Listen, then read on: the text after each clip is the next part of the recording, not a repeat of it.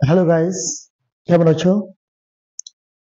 আমি ভালো আছি। আজকে আমরা শিখব বাংলা বানান খুব সহজেই। ওকে, তো দেখো যে ওয়ান টু ওয়ান দিয়ে বাংলা বানান শিখবো আমরা।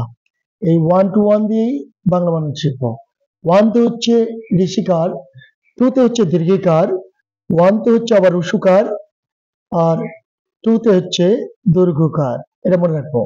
যেমন বিভীষিকা, পিপীলিকা, নিপীড়িত, মুমূর্ষ, এইগুলো বানান করবো আমরা। বিভীষিকা যেমন প্রথমে বসাবো ওয়ান, তারপরে টু, এই যে টু দীর্ঘিকার, আবার ওয়ান, বিভীষিকা।